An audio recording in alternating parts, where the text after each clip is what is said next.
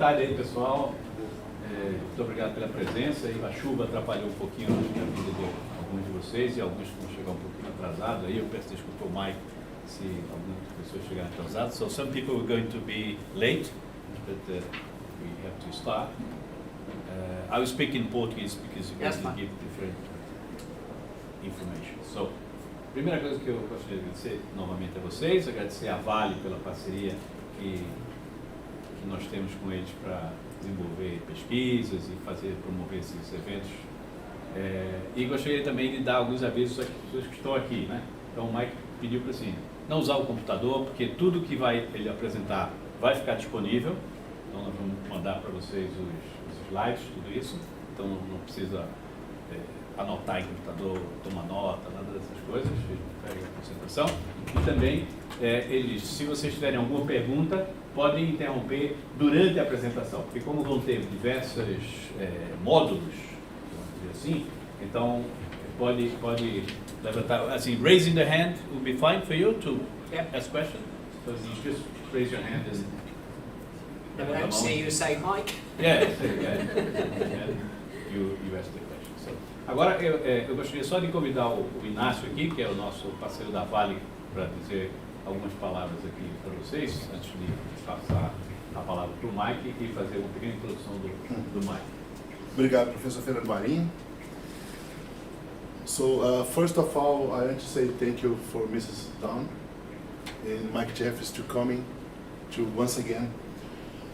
You are very welcome again in Brazil.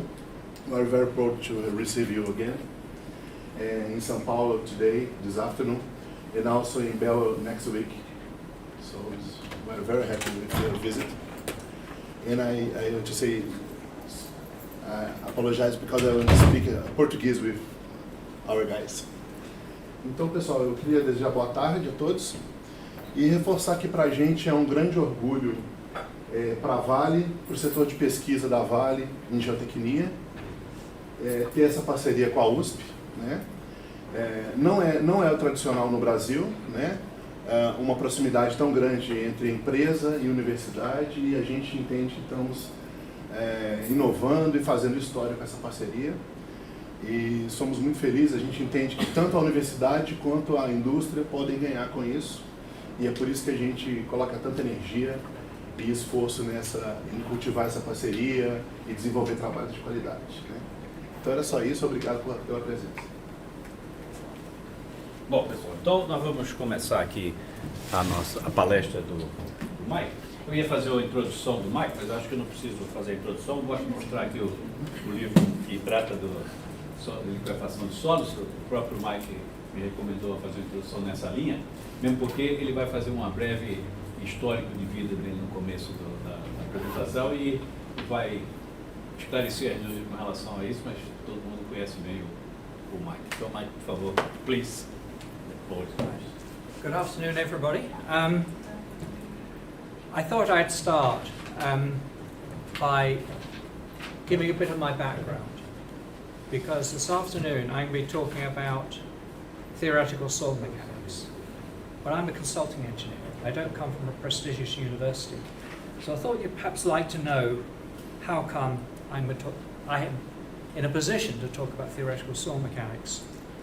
And the answer, or the starting point of that, is this little bit of Canadian history. This graph shows the price of oil over about 70 years, and it's adjusted for inflation. And the y-axis is West Texas Intermediate, which is a standard oil industry product. And you notice the spike in the oil price there. We had very stable and low oil prices for 20 odd years, and then we had a big jump. And that was Yom Kippur War. And what happened was the Americans bailed out the Israelis. The Arab states then put on an oil embargo. That was repeated, go back one, a couple of years later, another oil spike. And we got to 1980, and you'd gone from, say, $5 to fill up your car to $50 to fill up your car. When all of a sudden, the world's economies were in trouble. The Canadian response was they put together what they call the National Energy Program, which was to promote Canadian ownership of the oil industry rather than the American companies, and promote Canadian self-sufficiency. There were three areas that came out of this: was development of the oil sands, development of the Beaufort Sea, and development of the East Coast. I was involved in the Beaufort Sea continental shelf, which is the area. This is the map of Canada. I've circled in black the area where we were exploring for oil. The reason we were going for oil there is that photograph top left is Prudhoe Bay. That oil field is one of the world's largest ever discovered. It was producing about a third of all the oil for the United States for a period of 30 years, and it's still producing today. The geologists felt there was at least as much oil in that area of Canada circled in black as in Prudhoe Bay. In fact, they thought there was more. So the Canadian government used Canadian taxpayers' money to encourage exploration of oil in the Arctic. This is a photograph of our jumping off point was a little village there, Tuktoyaktuk. The yellow line is the boundary between Alaska or the United States and Canada. And I was employed by Gulf Canada Resources. Our land interest, where we were exploring, we were between 20 and 40 meters water depth, and basically that area there. And that was thought to be potentially the richest of the areas to explore. Now here we are well inside the Arctic Circle. So here in Brazil today you're very warm. That area is like that for 9 months of the year. This photograph is one of my colleagues. We're 75 kilometers offshore. We've flown out by helicopters. You can't quite see the shadow of the helicopter, and we're looking at that ice feature. But for 2 months of the year, it's like this. It's beautiful, it's calm, it's like a lake. So as an industry, what we did was this. We got our hands on some dredges. We'd go and dredge up some sand, and we'd then pump the sand out through a discharge line, which you should see here.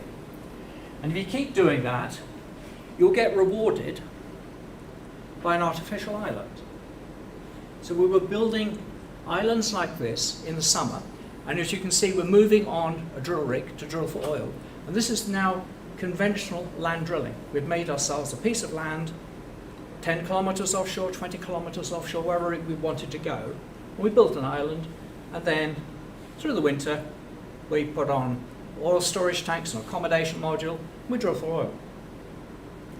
The problem is, as you go into deeper water, you need more sand. If you're in 5 meters of water, I can build an island with one dredge in 6 weeks. When I come out into 10 meters of water, 6 weeks has become 12 weeks. Remember, I really only have a 12-week construction window.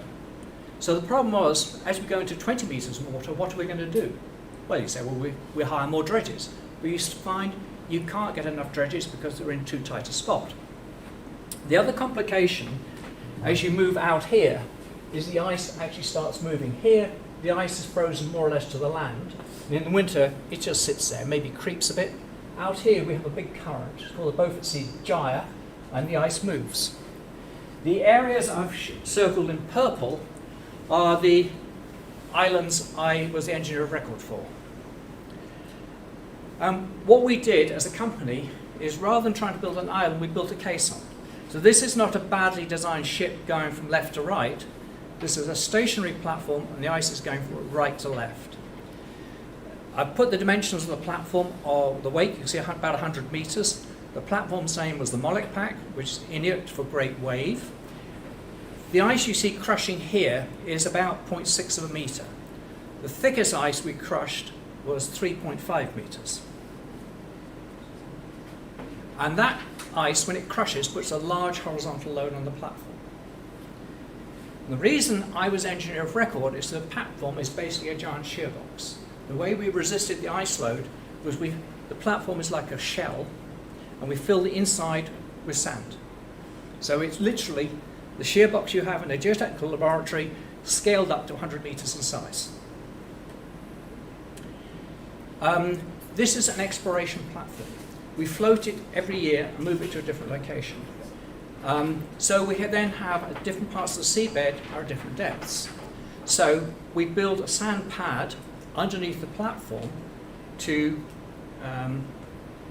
tailor the set down depth to the water depth of the site.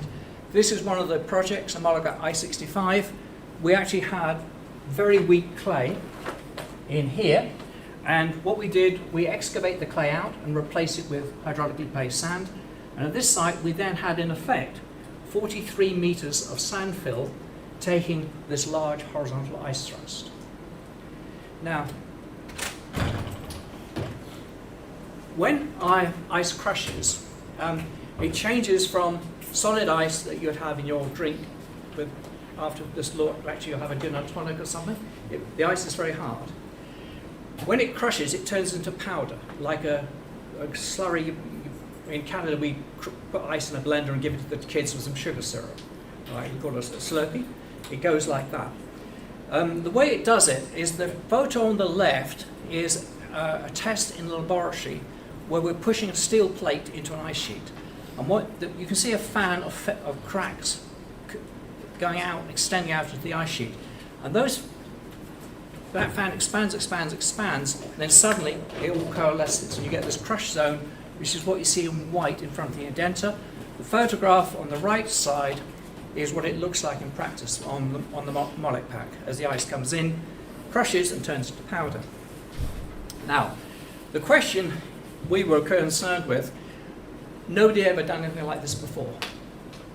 So we put a lot of sensors on the platform to measure its response and to measure ice loads in particular. This is what a large-scale instrumentation project looks like in 1984. Okay? On the left-hand side, I've got 450 electronic transducers, accelerometers, piezometers, load cells, strain gauges around the rig. They come into a signal conditioning bank, which is what you see there. We then have to sample those instruments and record them. Now, the biggest limitation was storage. Okay? You are used today, you can go to your local computer store and you can buy a gigabyte hard drive or even a mem stick, it's this size. Even with oil industry money, the largest hard drive I could buy was 15 megabytes. Not gig, meg. And the two units you see on the top here, I can point them out, those are my 15 meg hard drives. The computer that controls it is that thing there. And what these things here are analog to digital scanners that convert the analog signal to something we can store in a computer. Now the problem with the lack of storage, I cannot scan at a high frequency on every transducer. I just don't have the storage to do it. So our scheme was we would scan everything at 1 hertz and store it, and I would have a second computer running at 50 hertz, and I could only scan a subset of them, and I could only scan that subset for about 5 minutes, and then I'd run out of storage. So what we did was a buffered scheme. We would run the data acquisition system high speed for 90 seconds, stop it, wait for a trigger signal, and do another 90 seconds and step through the data. And at the end of the day, we'd have to download to tape. So this is how it's done. That was the big limitation, but that was pretty good for its day. Actually, it was well in advance of any oil company on the day. This is an example of the sort of thing we measured. This is an ice feature that's come in and it's pushed against the Moloch pack. The coloured arrows are where I have my ice load sensors. We didn't have them continuously across the face. We had them in a group here, a group here, and a group here. This is later in the event. There was ice over here, and that piece of ice has cracked and broken away. And this was actually a free-floating flow that came in with the wind and just smacked straight into the Moloch pack. What we were measuring is this. The top left gives you the colour coding of the various things, and we were measuring ice load, which is per unit width, which is the top left slide. The bottom slide, underneath it, is the platform response in terms of acceleration at deck level. The top right slide is when we add those 3 ice loads together, which are in the individual locations, say, well, the total load on the platform, that's the top right, and the bottom right is the acceleration of the platform. Now, what was going on here, and it's not resonance, is when you were in this area here, the ice was failing over there, over here, but it was not failing at different times. And it was sometimes it would go big, big, bang, bang, bang, and it moved over here, and nothing was coherent. But as the platform started moving, at some point, you synchronize the failure. When you synchronize the failure, the loads jump up. And then we go from just gentle vibration to all of a sudden 8% G. And that will then sustain itself for a long time. This is the kind of the total load trace of that event. You can see how the burst file systems are running, because the blue is where we've taken 90 seconds of data, shut the high-speed computer down. Purple is when we passed one of our trigger points, turned it on again, shut it down after 90 seconds. The green is the final file we captured. The grey lines are the 1 Hertz system, which gives you the overall picture of what's going on. Now, so what we have, oh, thank you.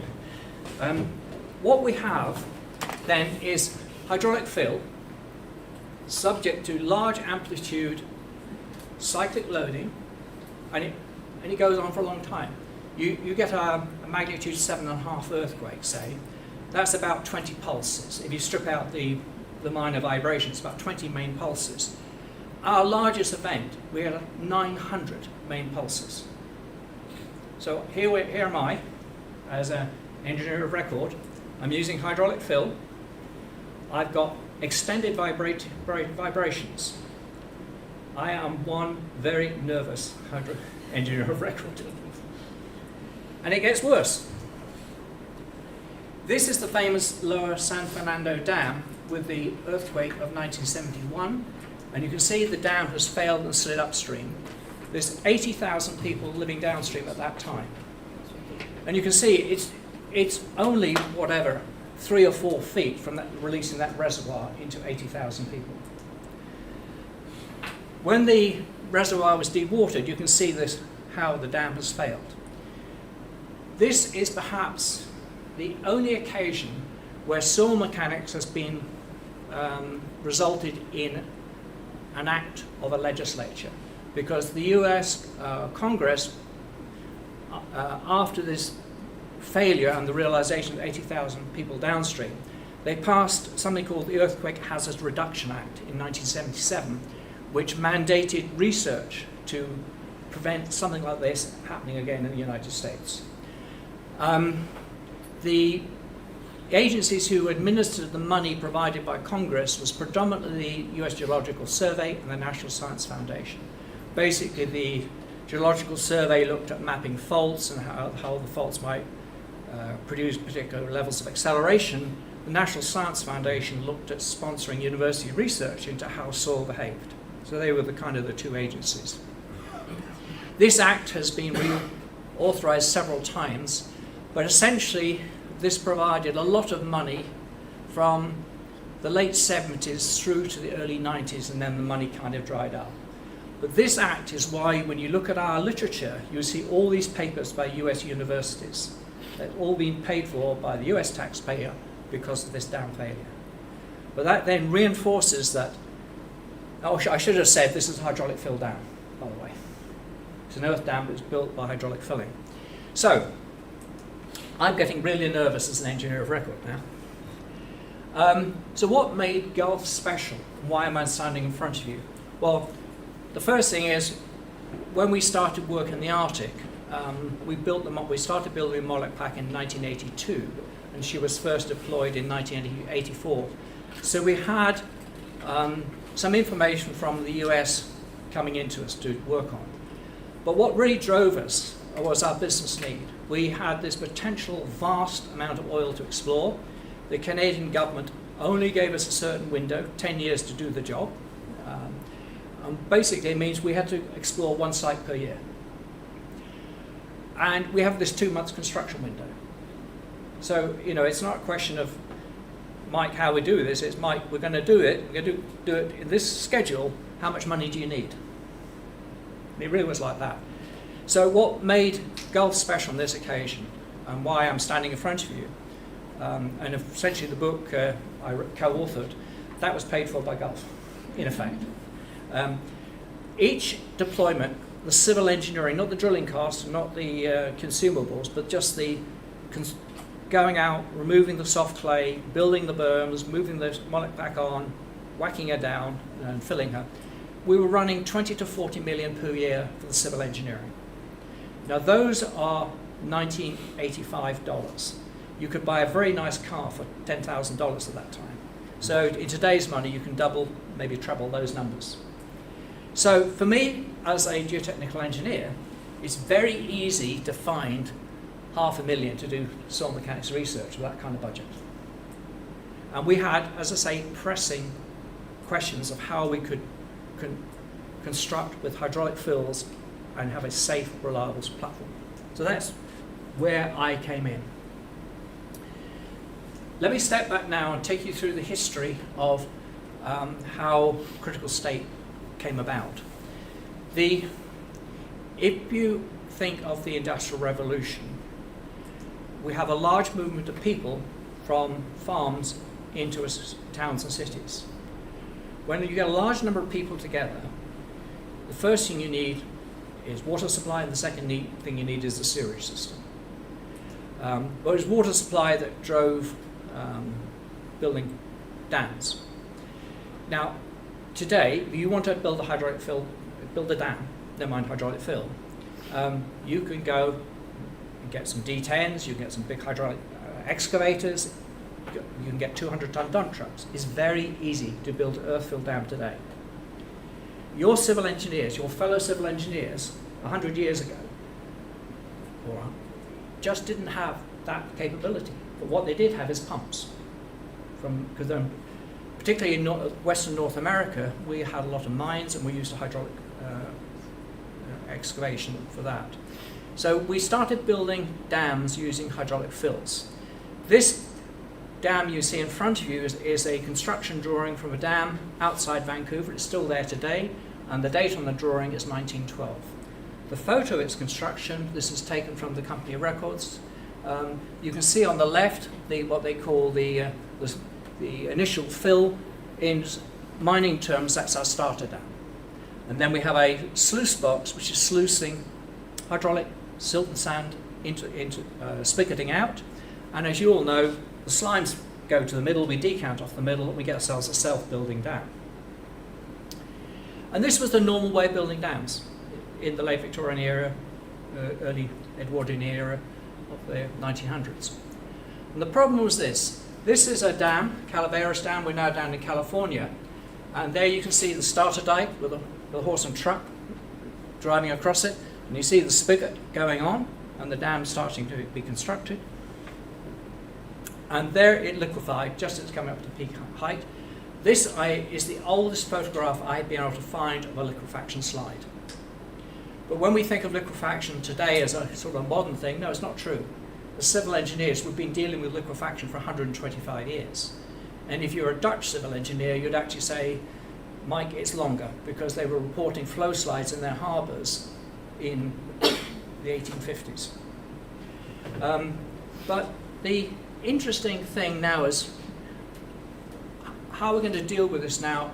Let's do some proper engineering, because at that time people were just pouring sand out of an end of a pipe. There was no understanding of what the sand might do or why it might do it. The guy who first gave us an understanding of what is going on is this chap here on the left, Osborne Reynolds. Those of you who've done civil engineering, you've done hydraulics, you know Reynolds numbers? That guy, that's named after him. In those days, a professor of civil engineering was expected to do everything. He did hydraulics, structures, soil mechanics, such as it was. They were expected to do the lot. Now, what Reynolds did, and why he's so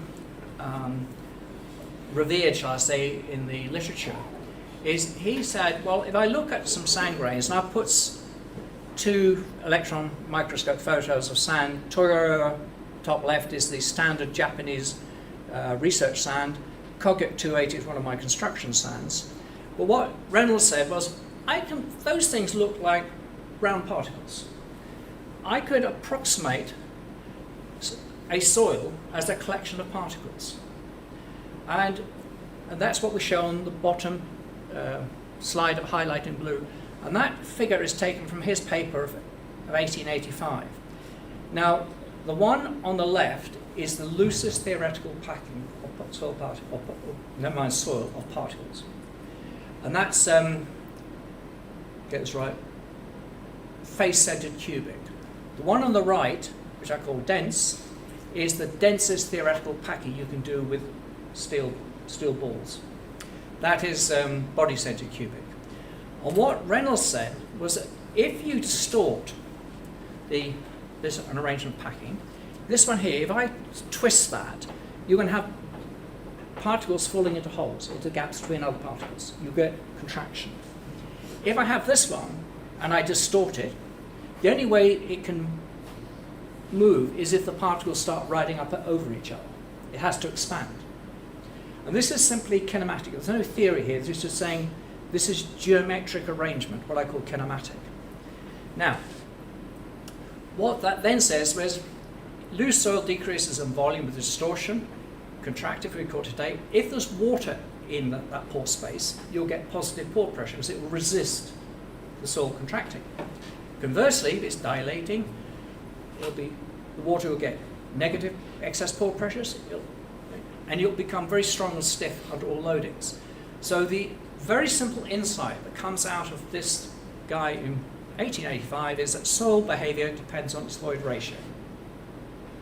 And that's why we call it a theory, because we've gone back and said, okay, we idealize soil as particles, then this is a necessary consequence of how it must behave. And you can see it for yourself. You can see sand grains on your palm. So that was the basis of critical state theory.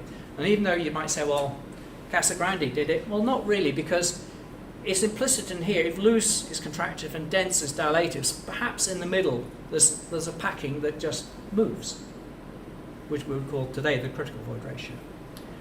The guy who put the name critical to it is this chap here. He's Colonel Lyman. He's an engineer of record for the Corps of Engineers, and he built this dam in 1935, nearly 100 years ago. And this is the world's first liquefaction-resistant dam by design. So we think we build these dams today, and it's a lot of engineering. This guy did it 100 years ago. In those days, liquefaction was called sand flow failure. They hadn't really coined the word liquefaction. And his problem was not the dam body, it was the foundation. It was a very loose sand foundation. And Lyman took this thing here from Reynolds and said, what is the void ratio with the soil shears at constant volume? And for him, he called, that's my critical construction concern. So that's where the critical state soil mechanics come from, is this dam. I think the American Society of Civil Engineers should put a plaque on this dam saying this dam is the start of modern soil mechanics. And never mind Terzaghi. But this is now the guy whose name you'll recognize, Arthur Casagrande, and Lyman got Casagrande, who was then at Harvard, to do a bunch of testing, and he'd use a shear box, and he put loose sand in the shear box, he put dense sand in the shear box, and he found that if you shear the stuff, it all came to this critical void ratio, or this a unique void ratio. And that became the construction decision. The problem they had was, it's all very well to do this in the lab, but they couldn't actually reliably measure void ratio in situ. So this was a great idea, but it really didn't work for them at that time. What does a critical void ratio look like, or critical state look like? This is just a load control test, triaxial test. We're taking up to a failure point, and when it fails very rapidly, and you then get to this very nice flat line where it's deforming at constant shear stress, and on a stress path it'll come down here, then deform at a constant P dash. Now there are two conditions here. The first one is that we have a a constant volume or a dilation equals 0. But the key thing, where a lot of people have got it wrong, is that condition of deformation at constant volume must continue, in theory, it must continue forever. Okay?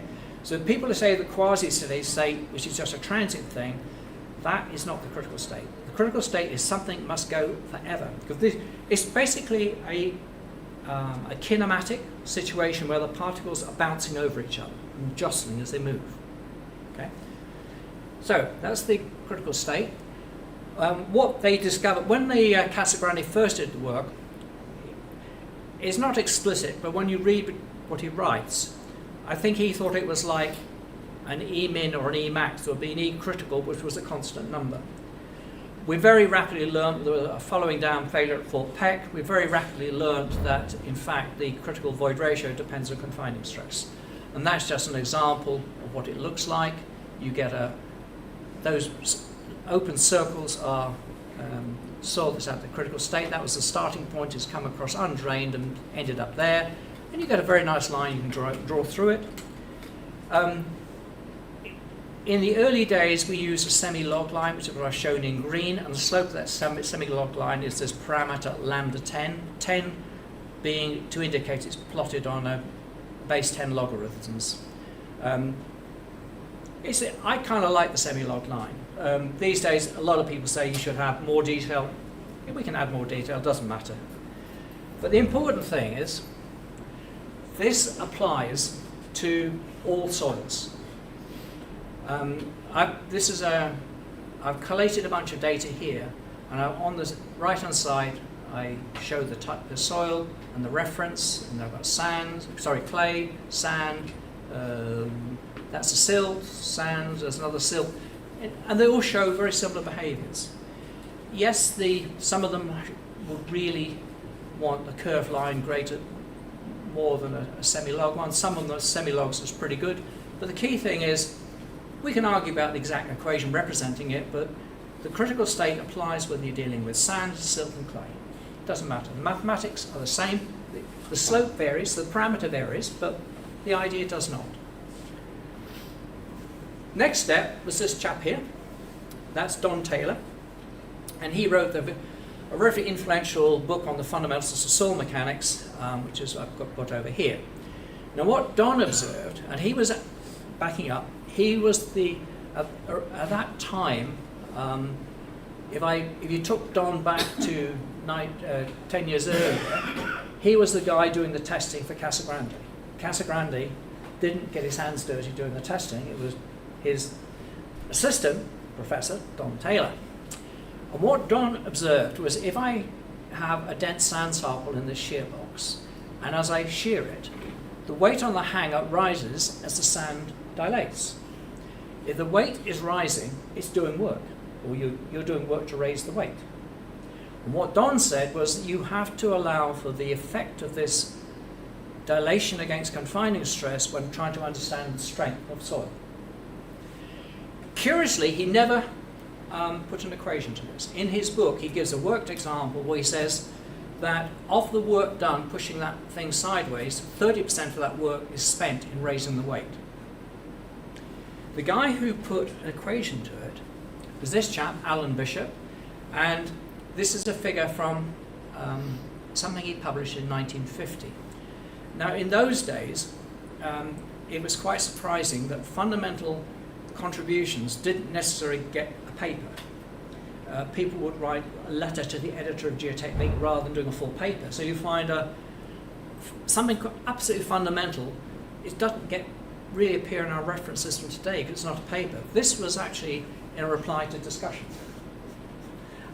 But it's absolutely beautiful. There we have a figure of a shear box, and there's his shear box, and there he's got what he calls friction. And in those days they called dilation interlocking, because the idea was the particles were being forced to ride over each other, so the idea that it was interlocking.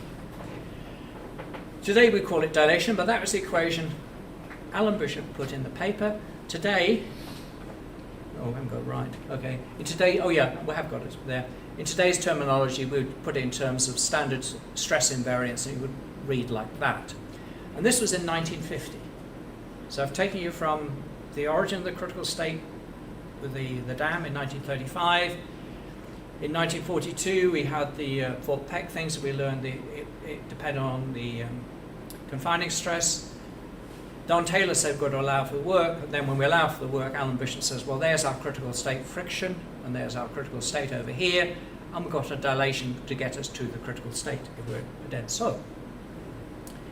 This guy is Derek Cornforth, and what Derek did, he was a PhD student working under Bishop, and he did a lot of triaxial testing on sand. He also did some plane strain testing, which is why he's referenced. But he produced this data on Bresser's stand, and if you plot a trend line through that data, it doesn't have a slope of 1. Okay? If the Taylor-Bishop theory was correct, the slope should be 1. In fact, you find it's a little less than 1, and we have a new parameter n, and the reason it's the slope is 1 minus n, n is the fraction of energy that's going to volume change. So 1 minus n is left going to distortion. N is typically around 0.3. This guy, top left, is David Henkel. And I would think David is a lunatic. And you certainly wouldn't want him as your professor. He was a professor at Imperial. What he set about doing was doing drained tests on clay. Now, a drain test on clay can take 3 months, 4 months, 6 months. So he set up a program of testing London clay and Weald clay, and they were carefully remolded samples, so everything was super controlled. And this took 4 postgraduate students to produce this body of data. I think nobody will ever do a testing like this ever again. But again, what we find is exactly the same equation applies. Okay? The coefficients change, the m and the n changes, but the mathematics does not. So, again, I've assembled some data, and I've got some silt, some sand, sandy silt, whatever, and some of them are tailings and some are natural materials, and then here's our clay data. And this equation dominates. It covers everything. And here with this, I've never found a soil that differs from a straight line. Once you've got this equation, everything I've touched in 40 years of soil mechanics has always had a straight line. So we've got this concept and we've got this equation, but it looks all very fundamental. You say, I can work with this. Well, you can't, because where does d min come from? How does d min arise? Well, and unless you can answer that question, you've got nothing from the Taylor-Bishop thing. So the basis of critical state theory is this. This is Casagrande's figure, again, and the labeling A, B, C is Casagrande's labeling. So Casagrande said we basically observe in shear box tests as he's doing it, and somehow magically from those behaviors we observe, we get to a critical void ratio, so loose contracts, and this does that, and it all magically happens. And even more magically, the endpoint lies on a unique line. Well, what we say with critical state theory is Casagrande got it backwards. And so instead of reading ABC, we should actually read CBA. And the reason for that is C comes about from this idea of packing. This is about how particles can move.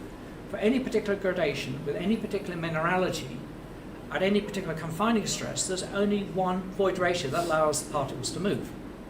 That's our critical void ratio. So that's why it's unique, because this is how it depends on the grain shape, it depends on the mineralogy, it depends on the distribution of particle sizes. But for any soil, that will be unique. And what we then say, okay, that's unique, that becomes a reference for us. And we can then say that the whole idea over here is simply that if you start off with a particular void ratio here, as you move to the critical state and make this packing expand or contract, that deviation will go to 0. So all of Casagrande's framework can say we define a deviation measure I call the state parameter. State parameter goes to 0 as the shear strain goes to infinity. And that captures everything Casagrande has done in all his teaching in one mathematical statement. Now we can go further.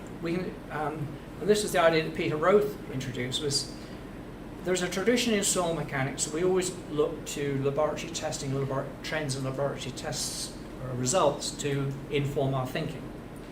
What Peter Roth said was that really that's not helpful. What we should do is act like physicists and say, let us idealize the soil as particles and let's assume they're spherical. And given this idealization, we can make some axioms. So we say, we'll take the existence of the critical state as something we're not going to argue with. That's, for our mathematics, we say it exists. And the second axiom is implicit in Casagrandi's diagram. We say, well, the void ratio will go to its critical value with distortion. We say now take that as an axiom. So I've explained the background to the ideas, but we then, in terms of mathematics, we formalize and say, I'm no longer interested in discussing whether you think axiom 2 is right or wrong. I'm going to use axiom 2 now mathematically to predict. Okay? And that's why we call it critical state theory, is because we've taken some simple idealizations and we're now applying consistent mathematics. If it works, it's nice, but we'll come to how well it works in a moment. The mathematics is the key. Oops, gone too far. Come back. Okay. It's very all right having an axiom, and the idea it's going to zero is all fine, but you can't really work with it. And you have to pull that into a differential equation. And that axiom leads you to this differential equation. And this is where I look around the room and I see faces that are not very happy. Every one of you knows this equation. You think back to when you were taught the differential calculus. What was the first differential equation you were given? Radioactive decay? Yes? Radioactive decay? We all had radioactive decay? Or, in soil mechanics terms, a falling head test. In the mathematical literature, this is actually known as the first order rate equation. And it's the simplest equation you can have for a process that goes from state A to state B. If state B is a guaranteed end state, and you're starting at state A, chances are the simplest representation of how it can move is that. And you can then take that differential equation, you can do a little bit of mathematics for that, and it then leads you to this useful idea that the limiting dilatancy, d min, is going to be a linear function of the state parameter at d min, and this x here is a coefficient. Okay? The convention of critical state theory is that properties are supposed to be uppercase Greek. Okay? That x is actually supposed to be the Greek letter C or chi in uppercase. Of course, the people who came up with the convention, they violated it with lambda 10, which is a lowercase Greek. but when you see m and n, that's supposed to be mu and nu. That's the convention. Okay.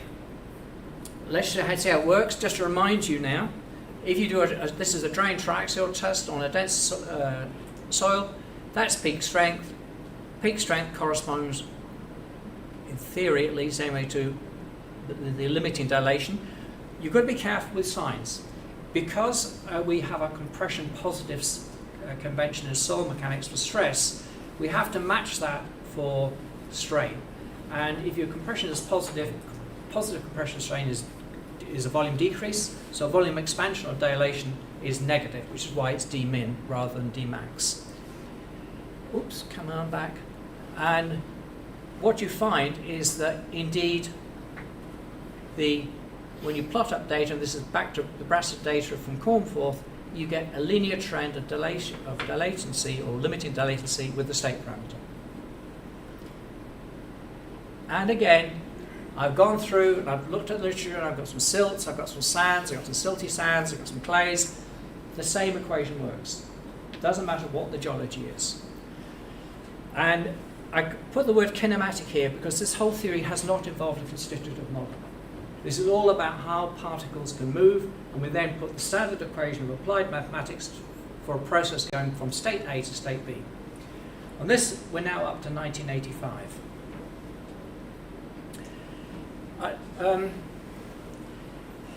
I now want to step back in time because I'm going to introduce constitutive models. We all know that strength depends on pool water pressure, principal effective stress. If we look at a diagram of Q versus P, our standard way of looking at soil strength, and we put a frictional strength criteria in, it's the green line. If we do a drain triaxial test, it will follow the stress path shown in brown. If we do an undrained triaxial test starting from the same starting point, it will follow something like I've sketched in blue. On the top of the blue line is our SU value, and the slope of that green line is our phi dash value. What drove researchers in the 1950s was this question of how SU was related to phi. You know, everybody understood that somehow the frictional strength should be related to the SU value. Nobody could pull it together in 1950. And that was what drove the research in the 50s, and that's why people got involved in constitutive models. They didn't care about soil structure interaction. They wanted the answer to this very simple question of how an undrained strength is related to the drain strength. That's what they were looking to answer. And that's what happened in the period of 55 to 65. That's what people were trying to drive into, is get an understanding of how this happened. Going back in time again, the starting point for pulling it together was this chap here, Henri Tresca, who was a French engineer. And what he said was this: if you take a material, and it doesn't matter whether you're talking about copper or steel, polyethylene or soil, you get this type of behavior. And I'm showing here in case actually it's a dense sand. So we've done a triaxial test on a dense sand, which is shown in blue, and we've done unload reload loops. And the point Tresca made was, when I unload, I get very little of my displacement back. That's what we call the elastic displacement, and the bit we don't get back we call the plastic. Okay? And you can see this for yourself. You can do a shear box test, direct simple shear, triaxial test, odometer test. You'll find when you load soil, when you unload it, you don't get most of the deformation back. It looks at you. And what Henri said was, we actually have to treat the strain as made of two strains, the plastic bit and the elastic bit, and then we separate the two parts. It may help you to think about it. What we're actually doing is saying, okay, if I have two springs and I stack them in series, and I put a load on the springs, both springs have got the same load on them, but they can have different modulus. And the kicker on the plastic thing is it's got a ratchet on it, so you can compress it. But once you compress it, you can't have it back. So that's what plasticity theory is about, is that we have two deformation mechanisms. One is recoverable work, and the other one, you squash it, and that's it. Nothing's happening. Okay? And that is key to understanding soil, because 90% of the deformations in soil are plastic.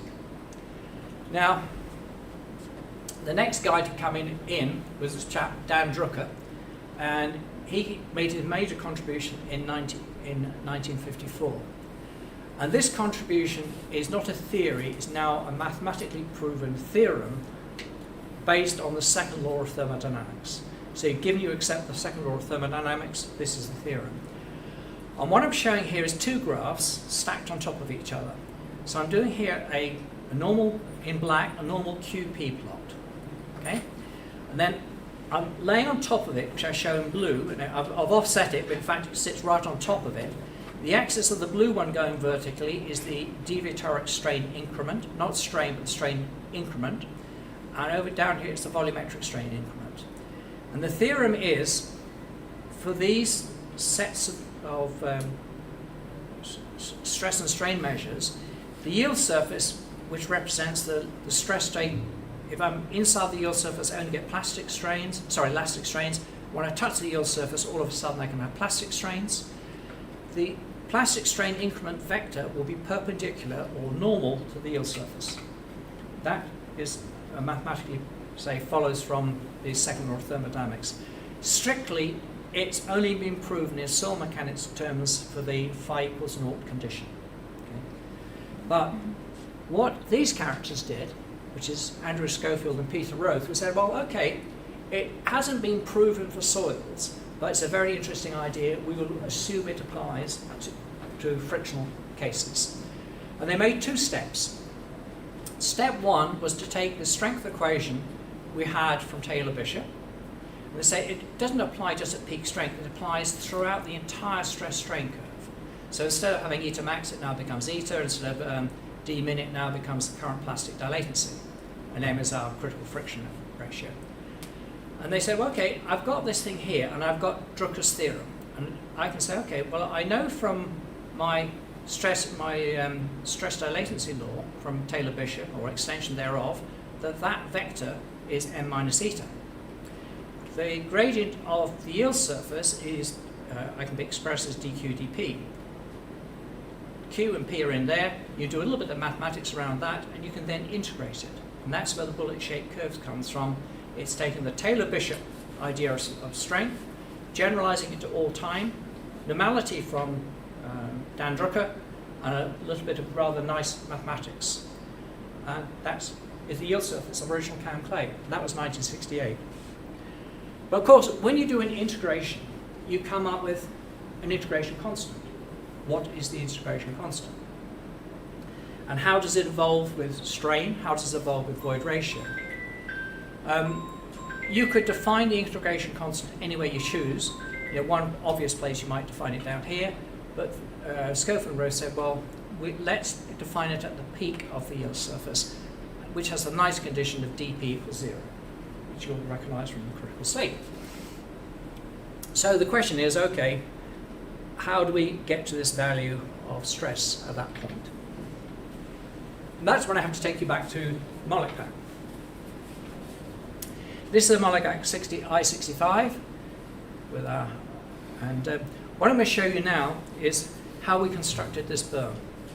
Okay, and this here is the design drawings for the berm. This is and in white, and what we have in green and blue are two survey lines across the berm as it's being built. Now bear in mind, we're building these berms under 20 meters of water.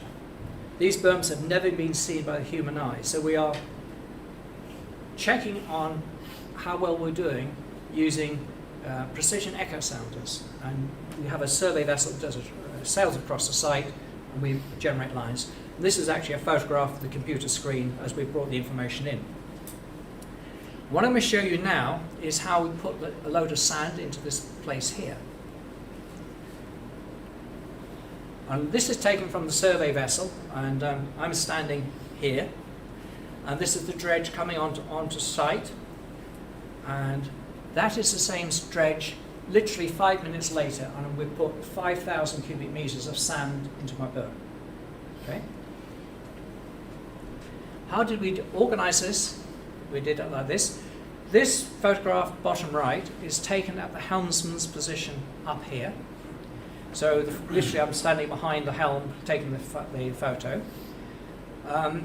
This unit over here is the position fixing system. This is before the days of GPS, so we actually had to establish base stations and triangulate the vessel's position. It's actually called a Swedish unit. This is a computer here, which has been loaded with our design drawings.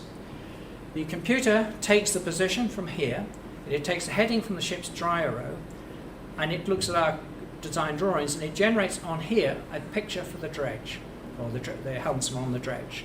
And we gave the helmsman a green box, and we gave him a little yellow boat, and their job was to steer yellow boat into green box. When it got to the green box, pop the valves and drop the sand. So that's how we control the process. And that's kind of what it looks like when you finish the job, just before we're about to bring the Moloch pack on to set her down. Now, I'm a paranoid engineer record, and I'm paranoid. We have this structure, which I'm the engineer record for deploying, worth whatever, $80 million it cost Gulf to build this structure. We're going to have, when we ballast her down, we'll have maybe 20 people on board. I really don't want to ballast this structure down the berm to disappear. That would be bad. So we do a lot of cone testing. Surprise, surprise. I want to make sure my berm is good before I ballast the structure down. So this is examples of traces we get, and this is the cone we use, and away we go.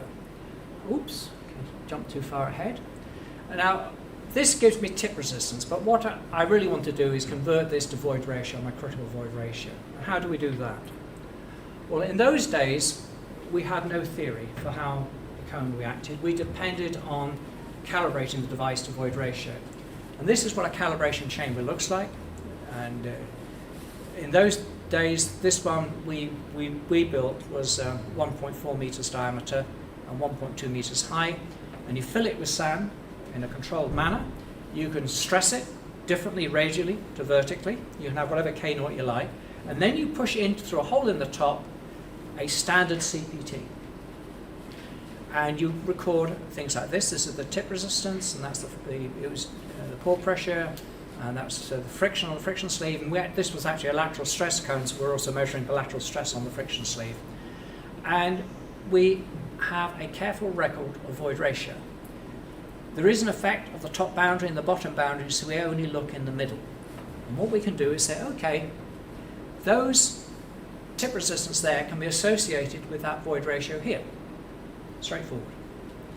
And if we do this a number of times, we can generate a graph that looks like this, where different void ratios have different tip resistances for different confining stresses. And that's just a question of taking a chamber test and doing it 20 times. No theory.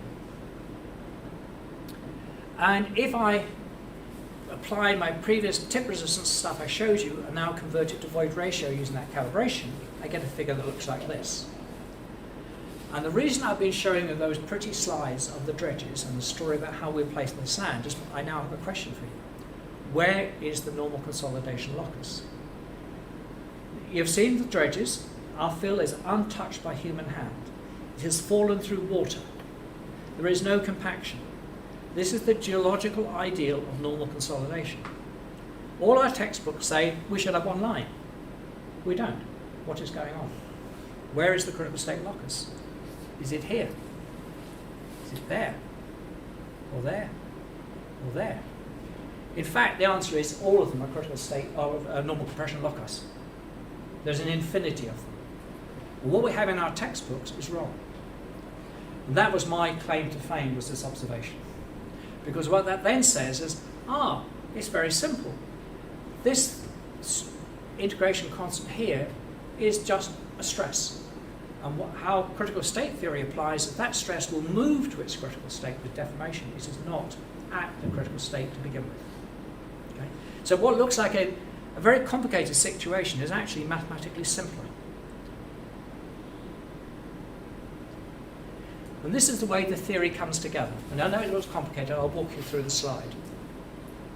What we have here is the derivation I showed you earlier from Schofield and Roth, and that's that integration constant.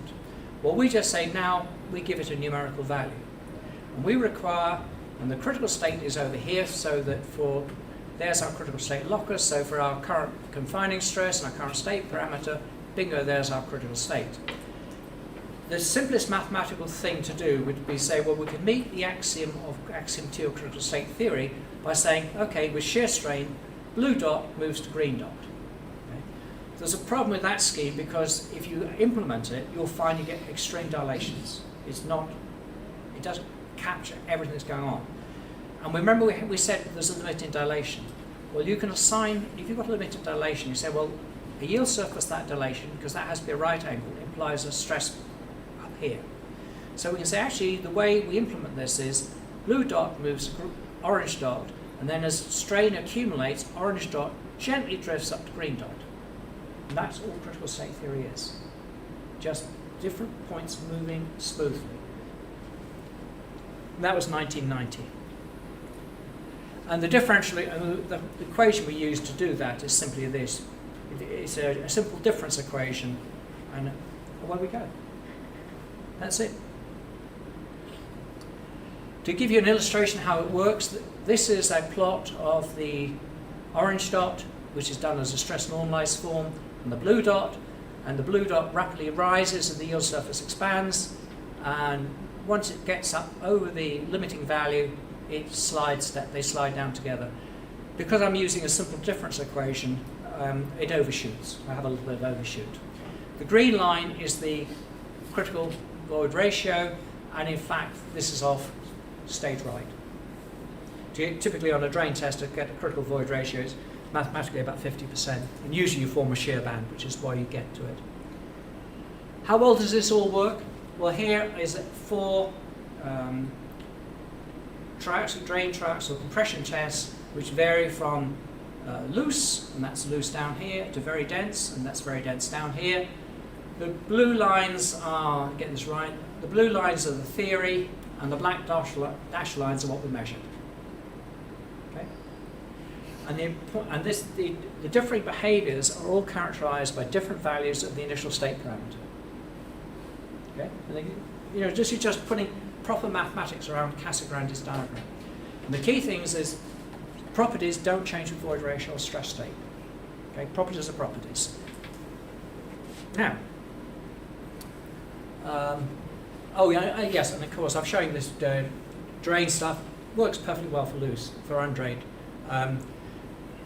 Critical state theory and liquefaction are hand in glove. The origin of critical state is liquefaction, and liquefaction comes out of critical state theory. What I've highlighted with OCR is if you see a stress path going vertically upwards, it means you're getting no plastic strains. And that means you've got to push the yield surface out, so you actually have over-consolidation ratio as well as a state parameter. You'll find people in literature saying, well, state parameter is the same thing as log OCR. No, it's not. They're physically 2 different measures for 2 different things. Now, soil mechanics at the edge of reason, to paraphrase Bridget Jones's diary. This is a thought experiment. I've got a yield surface here, which I've sketched as a semicircle. And I've got a prescribed maximum dilatancy, which I show as my orange arrow there. What happens if I did an unloading path like this? Suppose I loaded my test up to this point here, and then I unloaded it down a path, this what I call path 1, to this state here, and then loaded it up to this point here and hit the yield surface there. If I followed such a path, I would realise a dilatancy 3 times, say, greater than my theoretical limit. So it's inconsistent. So how do I shut that down? Well, it's very simple. I introduce an internal cap. So that if this path crosses here, the yield surface has to shrink. And that keeps everything self-consistent. Now you might say, well, that's just an exercise in mathematics and in self-consistency. Is it real? Well, when we let's look at some liquefaction cases to see the reality.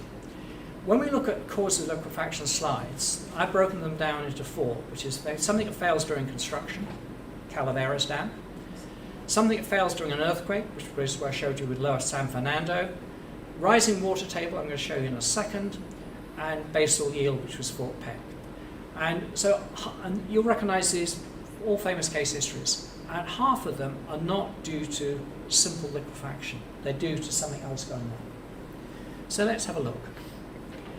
Is the cap real?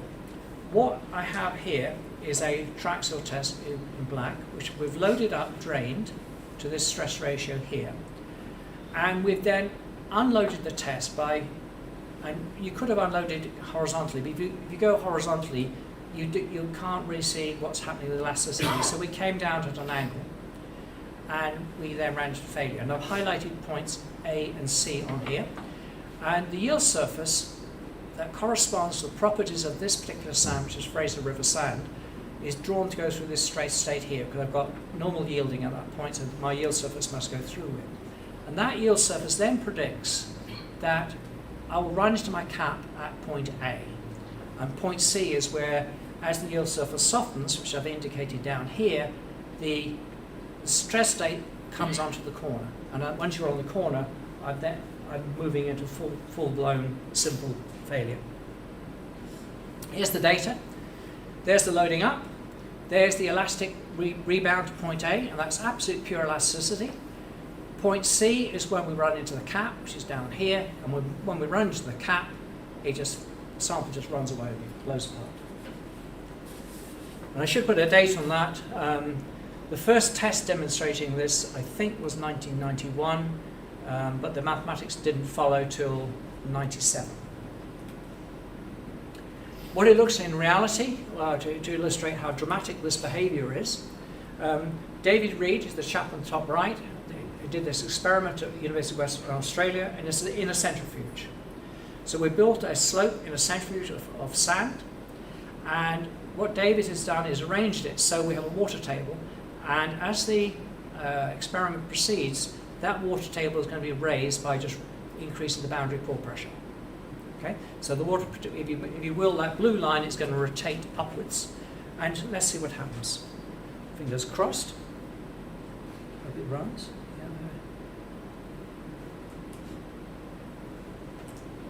Yeah, we're running now. Nothing happening. You see no strains. Nothing happening. You see water tables going up. Water tables coming up. Bang. There's your failure. And it's a failure with no warning whatsoever. You'll see theoretically. We saw when I come across that triaxial test, elastic strains.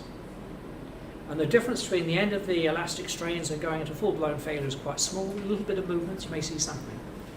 What it looks like in reality, this is the first failure, which we know was caused by rising water pressure. This was in the UK in 1966. It's actually coal tailings, which were stacked over here. And they placed the tailings over an underwater spring. And they had a particularly wet winter and then a particular wet storm. And the groundwater came up and the whole thing failed, and it went 600 meters at about 20 kilometers per hour. And there was a school down there. This tip was inspected literally the day before the failure. The judge accused the two engineers who inspected the tip of negligence, manslaughter, suggested they should be jailed immediately. But they said there was no sign of any movement. And the judge basically said they were incompetent, there would have been signs. Now, if I was to lecture the judge on the finer points of law, I'd probably be put in jail. That judge felt perfectly fine to lecture on soil mechanics. And he relayed it to these two guys. And we know today, they weren't lying. This was, at that stage of soil mechanics, we couldn't predict it. And Alan Bishop was actually the expert witness after, and he couldn't make it work. So the judge was completely out of order. But that's that story. Now the problem here, and this is pervasive in our industry, is we don't understand what drain condition means. You say, we put an array of piezometers in, and the piezometers show no excess pore pressure. So it's drained. Well, it's drained right now, but how fast can it change to undrained? Because in the case that you saw at David Reed's lab, it went undrained in milliseconds. In Aberfan, it went maybe 5 seconds. It goes undrained at the propagation velocity of Vs, or Vs over 4. I'll show you in a moment. But let's get to the fundamentals. If we again plot a QP diagram, and we have a path like this, and we're sitting at that point there, you've got to break loading down to something applied mathematically instantaneously, which regardless of permeability of the soil will then give you an undrained response. And you then wait for time for the pore pressure to dissipate, which I show in purple. If the rate of purple is greater than the rate of blue, you'll track up that line. If the rate of blue is greater than the rate of purple, you will go across to an undrained behavior. So the question you have to ask when you're trying to deal with drained versus undrained is, what are the two rates of pore pressure? The rate of creation, the rate of dissipation. Rate of dissipation is easy. It's a standard Terzaghi theory. If you know what the CV value is, we can calculate that. The kicker is, what is the rate at which pore pressure is created? Now, here's the drain-to-drain transition, and this is done with critical state theory. And I've added nothing to the theory. Okay? I'm running this simply what I've shown you before. So there we have first we're doing a simple undrained test, and we've got that computed stress strain behavior. I push on. If I suppose did a bit of drain loading before I went to undrain, and then gave it a quick undrain bit of loading, I get the purple. And I've got a reserve of undrained strength. Nothing bad will happen. Okay, what happens if I push a bit more? Well, when I then push on my undrained thingy, I get instantaneous loss of strength. The material cannot support the drain stress state. And that is actually a negative modulus. And the load has to be shed. That piece of element of soil cannot take the load now on it, so it dumps load the other side, and the whole thing propagates. That's a negative modulus. In our literature that today we call the limit at which we can go drains is now called the instability locus. It's basically where you get on that vertex on the yield surface, that's where it is. Okay, now what I've shown you so far today is essentially a laboratory situation. Everything I've shown you assumes you know what the void ratio is, more or less. The question now is how we're going to get to apply these critical state ideas in practice. We're back to the calibration chamber, and this is my co-author Ken Bean, who did all this work in the calibration chamber. And what we discovered was that if you, rather than presenting the results in terms of weight ratio, you presented the results in terms of the state parameter, we get all these dots shown on the graph here, and I think this is the Ticino sand data set. So what we've done is taken the data from the Italians. Ken had way better personal skills than me. He persuaded the Italians to send some of their sand to us, which Gulf then paid for him to test. And we converted their data to state parameter form. So what you find is that these numbers on the dots are the state parameters. So something with, down here, if I can read it, a dot of 0.18, that's actually a state parameter of minus 0.18. And you can draw contour lines through the data, and the contour lines are essentially linear, and they go with the slope, depends on the state parameter. And the slope is, in fact, this normalized CPT resistance Q. And if we then plot Q versus the state parameter, you get this very simple exponential logarithmic equation, which is very easy to remember. And what we found as we then expanded, every sand we could get our hands on, and there's more data come to pass recently, but you always get the semi-log line, or exponential line. Is it always, but where it sits in the QP space, or Q state parameter space, depends on the particular properties of that material. And the problem for us as tailings engineers is this. What I've drawn in the red line is a not unusual normalized tip resistance in a tailings beach. Q of, I think it was 60.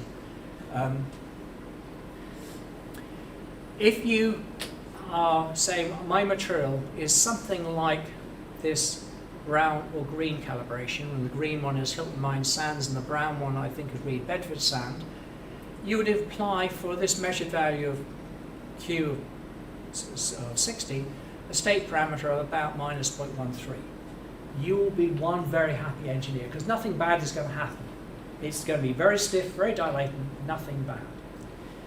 If conversely, you think you're more like Ticino sand or Tororo sand, or whatever the light blue one is, Ottawa sand, you're predicting a state parameter barely dilated. You're into potential flow slide territory. And the problem you have as an engineer of record is your decision depends not on the measured value of the CPT, but on which calibration is appropriate. And that is what then drove this next bit of work, where we say, okay, we've got to understand, we can of course always do a chamber test. You say, I've got a new material projects of significant value that we should do a chamber test to help with theory. And going back a slide here, that was Chet Lap Kok was the new airport in Hong Kong. And there was a large amount of hydraulic filling, and they said we're going to test our sand in a chamber. And I'm actually quite surprised. As an industry, we don't do more chamber testing for our high-value projects. You know, we don't. That's the way it is. Anyway, as the Americans say, when you're trying to sort out something like this, you have to quote do the math. And the guy who started us down this road was this chap Bob Gibson, who was one of the professors who taught me. And the idea was, if we take an indenter, which over here, this is from one of his things, which is actually called the pile, although today we think there's a CPT, and you push it into a material, you'll get a stress on the end. And the idea was that this stress was actually related to something called the spherical cavity expansion pressure. If you have a hole in the materials, just imagine a block of copper. And I've magically managed to drill or create a little spherical hole in that block of copper. And I can magically increase the pressure of that spherical hole. As it increases the pressure, that hole will expand. And this here is the pressure on the cavity wall. And you get to a position where the pressure comes to a constant value. Because as the cavity expands, the area of the surface is expanding, but you're also expecting more material. You get two processes going on. So the load is increasing, not the pressure, but the load is increasing, and but so is the area resisting it, and it all comes to a balance point. And this idea actually came out in World War II when they started looking at metal forming processes in factories to try and make things better. Bob took the ideas from the theoretical developments in forming of steel in the Second World War and said, well, I can apply this to clays and piles and clays. And he said we should relate the tip resistance or the end bearing capacity of a pile to the cavity expansion stress. And this is in our codes of practice. You know, we have this bearing capacity factor of 9 in undrained end bearing of piles. That comes from this analysis here. So we took this idea and we can apply it to our CPT properly. However, there's a catch, because what I've drawn in purple is what we're doing with the cavity expansion analysis, and it's spherically symmetric. But in the CPT, we actually have friction on the tip, and we also have quite a lot of friction on the friction sleeve. And you say, oh, the friction sleeve is only 1% or whatever. That is true if you divide it by tip resistance. If you divide it by the vertical confining vector stress at the depth, it isn't trivial. That is one of my loose sands, and that's one of my dense sands. And the load coming off here is as much as the confining stress coming in horizontally. And that's why the spherical cavity thing is not quite the same thing as a CPT. They are similar, but the true CPT has actually more stresses involved than just the far field stress. But we still like this, because the reason we like the spherical cavity is that we can do it mathematically. Even today, nobody can do a clean simulation of a CPT with real geometry. The guys from Barcelona are getting close. We've got people reporting the material point method are getting close, but nobody is matching a chamber test right now. So that's, and this is in 2025. When we were trying to sort this out, we're 30 years ago. So we said, okay, we're going to go down with spherical cavity stuff and follow Bob, and we're going to introduce a scaling factor on the spherical cavity solution. So we'll use spherical cavity to compute the limit stress, and we'll then scale that spherical cavity by a scaling factor. How do we get the scaling factor, and how do we get everything else? There's Dawn at the back of the room. This is her work.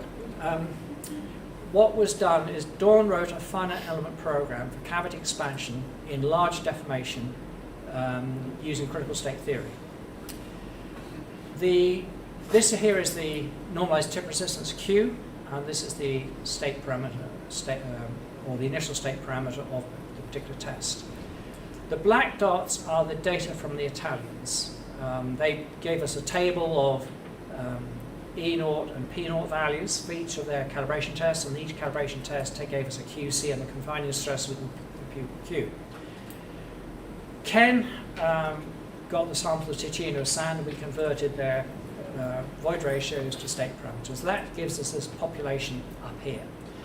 This stuff out here is the output from Dawn's program, and each of those dots is paired with each of those dots there. So for the Italians said this was say an E0 of 0.72 at 100 kPa. This thing ran E0 of 0.2 at 100 kPa. And every one of those are paired. And this CQ factor, the scaling factor, is simply the average trend of this relationship to the average trend through this data here. That's where CQ comes from. That's how we calibrated the thing. Before we jump up and down and get too excited, the reason I've highlighted these two tests here is those have to 3 decimal places identical conditions in terms of E0 and P0, but they differ in tip resistance by a factor of 2. Now, before we throw bricks at the Italians, bear in mind, to measure one of these calibration chamber things, we're talking about accurate measurements on 2 tons of sand. And I showed you a very nice trend where we could pick out a QC and an E0 pair. A lot of these calibration tests are not as good as that. You know, it's a lot of judgment of what you think is representative. So anyway, that's what we did. And of course, there is an effect of, the reason for the scatter is not we have errors. There's a systematic effect of Gmax, which is what we get with the seismic cone. So if you've got a very stiff Gmax, you're up here. A very soft Gmax, you're down here. But we've got an equation for that. Before I go on, I should also point out you find Robertson advocating using QT1N or whatever it is out here. There's no basis in mathematics for what he puts forward. Okay? In mathematics, you must stay with simple ratios, the Q and the P. Okay. Of course, an obvious question is, we've done this with Ticino sand. Does this calibration factor apply to every other sand? Dawn had a student, Mason Gafgazi, who's now a prof at University of Toronto, and for his PhD he went through virtually the entire database of calibration chamber testing. He took the piece of software which was calibrated with the CQ factor for Ticino sand, and he then applied it to all these other sands in the database. So when I say computed over here, he's taken the QC from the calibration chamber that people reported, and he's computed using the finite element program, he's computed a state parameter. Down here, we have the state parameter based on the reported initial conditions of the test. And all the data lies on the one-to-one trend line. 80% of it lies plus or minus 0.04 of truth. I think most of that scatter is experimental error. I think myself, what we're doing is way better than the calibration chambers. I should say that finite element program is now fondly known as the widget. When we give, and those of you who come on the course, you'll get to use the widget. That is this finite element program. Okay, we're doing on time. We're doing all right. That's fine. We're good. What about soil structure and bonding? The demonic tests done by David Henkel on London wheeled clay, where he did this work over a period, his students did this work over a period of about 8 years. They used very carefully remolded clay. They took much like you had in the lab over there with the big tank. We're producing clay, stirring the clay, adding distilled water to make a reservoir of remolded clay which students could take samples of to carry out their drain tests. Everything was identical. Likewise, for when we do tests on sand, you all know we do moist tap samples or pluviated samples. They're all manufactured samples. So the way we prepared these things, where there's no opportunity for structure or fabric to develop. So people who want to criticize critical states say, well, maybe it might be useful for recent materials like mine tailings or hydraulic fills, but generally the theory doesn't work for anything else. So, perhaps critical state theory only applies to structureless soils. Okay, let's consider this proposition. What about that? Do you think that looks like a liquefaction test? Hands up. Liquefaction test? Yeah, looks like a liquefaction test. Well, of course, you realise in me posing it like that, it's not a liquefaction test. That is actually the behaviour of the soil that caused this failure in Australia's Acadia dam failure, and it was caused by a soil in the foundation under here. If I look in a cross section, it's this purple soil here is the soil that caused the foundation, and that's the stress strain curve I've just shown you. It's primarily a silty sand, so there's the sand fraction, there's the silt, and it's a residual soil. So it's very variable from place to place. This is what it looks like. This is a piece of it set up in direct simple shear, and you can see sort of particles of less weathered soil sitting in a weathered matrix, and quite variable void ratio from place to place. Whoops, come back. Okay, what have I done to get the fit? What I've done is said, okay, to represent structure, do you remember we have this parameter M, which is like the critical friction ratio? Well, I said we've got the true critical friction ratio, which is when the structure has been destroyed by complete movement. And then I want to add in a true cohesion. So and of course, because we're doing it as a stress ratio, I divide my cohesion by the confining stress, P. And the 2 comes out because I'm working in Q space with M, whereas cohesion is usually defined just in terms of shear stress. So that's where Q is 2C, or 2SU type thing. So that's the equation I've done. And I then said, okay, this structure degrades with strain. And again, if you go from condition A to condition B, it's usually a simple exponential decay. When you start degrading something, it goes rapidly and then it attenuates. So I've used that as what I put into the equation. So I've just stuck that into North Sand. So blue is now North Sand, and except now a constant M, we've got this M with the decaying cohesion. And this is an undisturbed sample of weathered residual soil. It's about as most structured material you can find on the planet. And the theory works like a charm, except I've had to add in 2 things. I've got to add in a cohesion and a rate of decay of that cohesion and strain. If you want more detail, you need more parameters. But the mathematics still works. Okay. I wanted now to finish up, we've got time I think, by taking you through a case history to show you how the whole process works and what we can get. This case history is the Alberta tar sands. So this is one of the, I mentioned the Canadian National Energy Program. This is one of the other components which I didn't work on, which went on at the same time. And what the Canadian tar sands is, it's basically oil in the form of bitumen inside a sand matrix. So to get the oil out, we have to mine the sand with the bitumen in it. We then cook it, literally with a steam or something like that, to get the bitumen out, and you wind up with this massive amount of sand to put into a tailings pond. And this is where they start out. This is the plant over here where they're doing the cooking of the oil sands, and they started out over here. This is where they're going to put the tailings. That's the Athabasca River there. This is in 1975 when they were just starting. This is coming back now to about 35 years later. They're just about to close it out, and we've built this dike here. We've built it up to 100-meter height. And you see the things. Now, and the guy on the photo is Bob Hardy, who was Dean of Engineering at the University of Alberta at the time, and he was the engineer of record in the initial stages.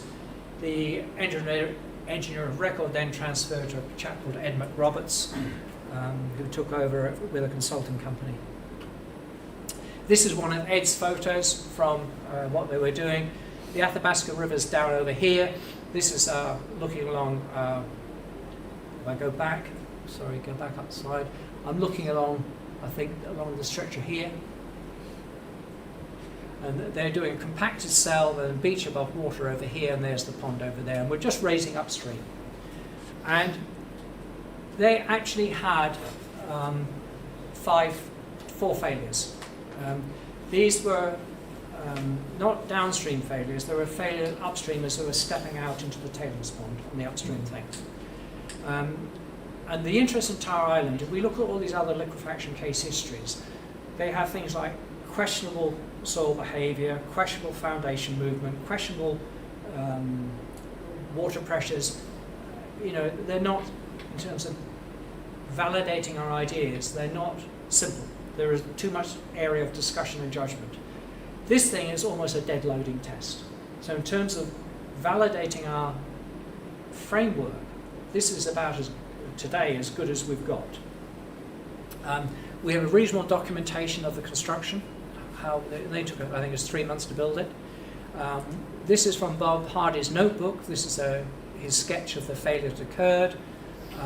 What's really interesting is the failure according to them, it kicked out a long way upstream. Now you think, you do a slip circle analysis, if you say, well, this is potentially going to fail, you do a slip circle, you'll get something that goes like that. It wouldn't go very far upstream. And this thing, they reported it went a long way upstream. And there is a paper documenting this stuff, which is the one I refer to on the bottom here. McRoberts, he was the guy who was actually engineer of the record. And this is what they had. They were very much of the frame of mind that the way to control upstream construction safely was the rate of rise. If you kept the rate of rise slow enough, you would be safe. If you made the rate of rise too fast, you'd get a failure. And the blue dots are their failures they got in trying to push things. And you can see this is their bandwidth, and they then said, well, that's our safe operating window over here. In the 1970s, when they did these trials, there was some laboratory strength testing, but this was before the availability of the CPT. Okay? But the same construction methodology has been used. The methodology they established in 75 is still used today in terms of procedures. The feedstock is sensibly the same feedstock, so the same material is being placed.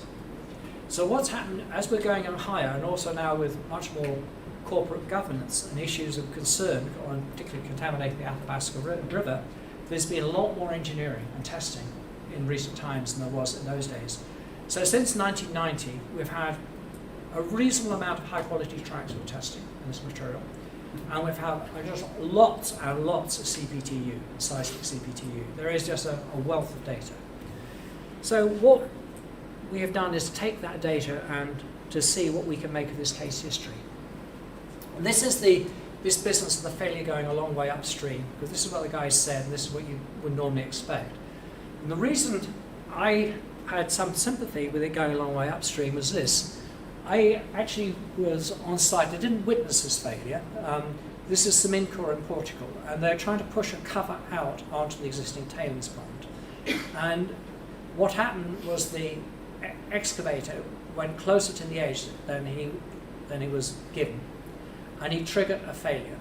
And the thing dropped quite quickly. This was only 2.5. I think it was 2.5 meters high. This thing here. So it's about 1/4 to 1/5 the size of the Tar Island failure. And you could see the failure slope went a long way upstream compared to the height. And the thing dropped 1.2 meters, and that's me standing right on a sharp crest. So it's like a mini version of Tar Island. And the same long upstream propagation. So I said, perhaps these guys are telling the truth of what they observed at Tar Island. So anyway, this is what we did with Tar Island. Oh, and then we calibrated. Blue is the critical state theory calibrated. And purple is one of the tests from that era. Now this is the 4 CPTs. This is the crest of the dam. This is an upstream raise just gone in. And that's phreatic surface, I think, there. Yeah, it's the phreatic surface. We actually have internal drainage works in the dam. So this is our compacted fill in this zone here, and this is our tailings.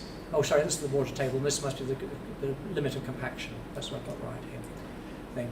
There is residual bitumen, so you get some odd CPT resistances when you run into residual bitumen in the field. In the drawing of the case history, they were very clear on this is beach above water sand and beach below water sand and things like that, and they had this marker band between them, which they call AA. And when you're trying to go through one of these case histories, really it's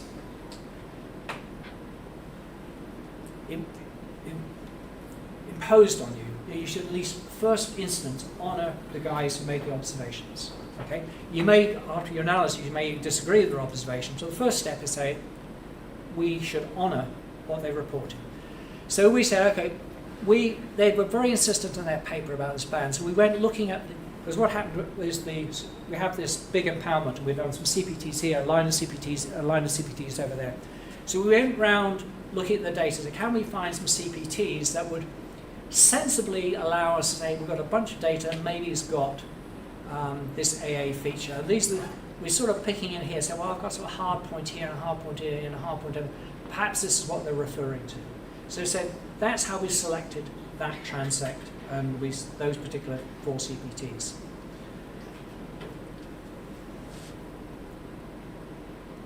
And when you process those CPTs using the methodology I've taken you through, you get this scatter of state parameters in situ. And the question is now, for an analysis, what do we want to put in the analysis?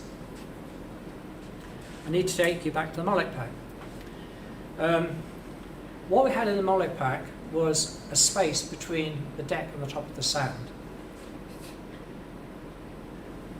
And that allowed us to do CPT testing on the top of the sand core. When the rig was quiet, after we drilled the oil wells, there was usually a period of several months before we got to the spring when we could begin deballasting the structure, where I had a play space. Right? There was, we had to have monitoring staff on the platform to monitor what was going on, but we'd taken all the oil field people away. There was literally just a skeleton staff of 20 of us. So Gulf was very happy for me to get a CPT rig and go research testing, which is what we did.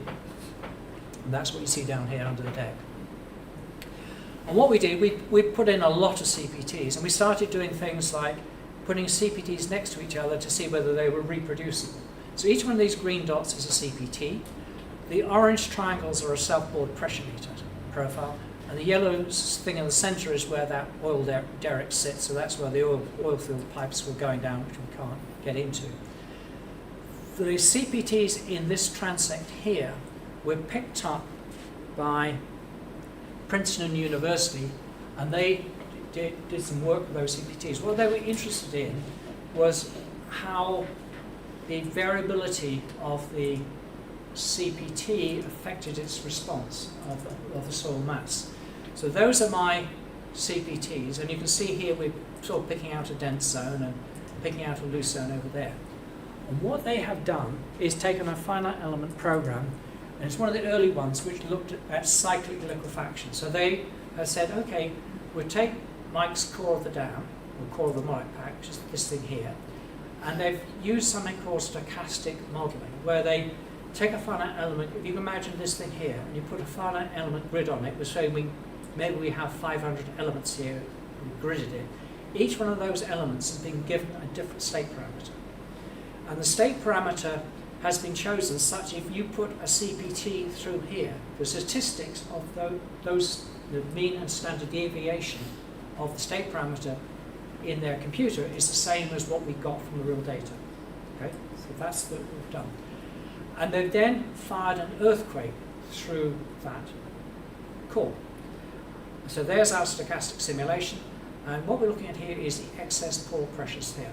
So this is simulation number one. Now, when we do this, we don't know, we've only got the CPTs at discrete intervals.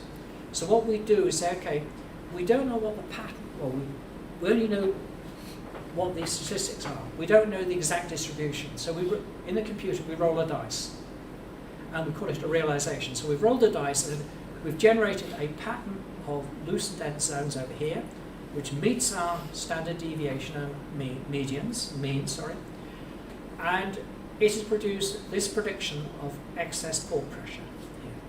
We then roll the dice in the computer a second time, generate a slightly different distribution, again, same mean, same standard deviation, and run the same earthquake through it, and we get a different pattern of excess pore pressure. And the process will continue 6 times. What we've done down here is a standard engineering calculation, where we have all of this hydraulic fill has exactly the same property. Okay? This one here has got the average of the everything else. So we took the state parameter here and averaged it, and allowed for bias with depth. You have this one. Here, rather than the average, because the distribution is not normal, it's actually log normal. The average and the median are not the same. So this is now the 50 percentile or median. This is now where we're looking at the loosest, or 60% is denser, or 40% is looser than the value we put in. This is where 20% is looser than the value, and we're getting progressively looser. And you can make a judgment and say, well, here's what we observe with random fields. If I was doing a design calculation, if I was to go to the 90 percentile here, that is way more conservative than any of these features up here. If we go to the 70 percentile, we're way unconservative. So on a judgment basis, I said, I'm really happy working with the 80th percentile. That seems to me, based on this study, to say this study is using my data. So I was happy with that. I should say I've taken out this slide deck, but there's a similar study done using a centrifuge, and it comes up with much the same number.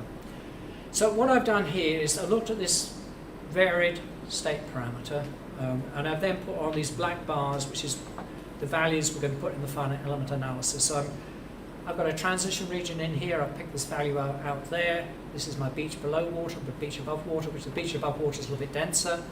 Here's my AA, a slightly denser marker band. There's my submerged beach below water. And that was, honestly done from the data. So we're now in a position to run finite element analysis. And Dawn, I introduced you to before. The guy who implemented Norsand in Plaxis is Nando. Yeah, you can't remember his surname. We know him as Ferdinando. We know him as Nando. That's brain to go. Sandro Basili. He is the basically curator of algorithms with the Bentley Group. He was the computer or the physicist / computer programmer who implemented things. Now, normally when we push this stuff into FLAC or whatever, we offer our code. We say, you're welcome to our code. FLAC has been happy with that and has kind of copied it. Plaxis are very proprietary or intellectual property driven.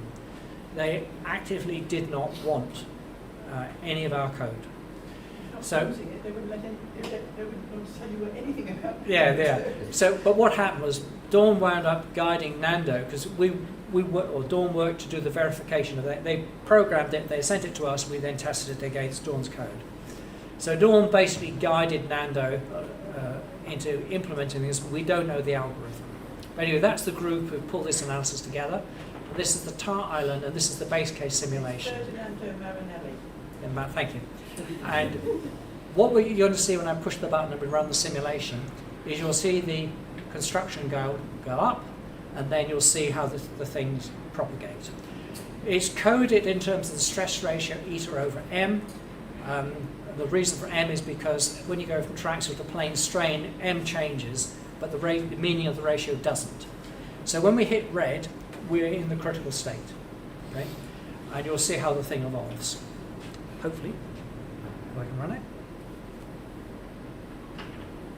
There we go. Now watch this. Bang. We initiated liquefaction right at the toe. Now look at it propagating. Look at it going upstream. Now look at the crest coming down. Isn't that lovely? And that is, in essence, that's what critical state theory now gives you. This is the capability as a profession we've got. But it gets better. Let me show you this. Oops, that's going through again. I should have said this is run with Plaxis in the large strain mode, and it's been run in 2D. Okay, this is the raw numbers. You can see it initiates down there, which is a big surprise, and it propagates a long way upstream. I guess Dawn got fed up with letting the machine run. We were getting 500 millimeters of displacement, well upstream. So the large movement upstream, the guys reported exactly what happened to the computer. The actual crest settlement was, I think it was 4.6 meters or something. The computer gave us 4 meters, and literally this is the first run. I've told you how I made the judgments of the state parameter. You can trust me, we made similar judgments for the properties we pulled in for this stuff. There were marker points. The guys who wrote the original paper about this case history, they did a back of the envelope wave hands evaluation of stress path at point A. We've kicked in points B and C because point B is when you get the initial liquefaction, which you see up here. Then point C is in the far field. So we thought it'd be interesting to see what's going on. And this is what's going on. There's my marker points. Point B was the one that first liquefied. this is our stress bath to be loaded up. And I should say this is all done drained until the last minute.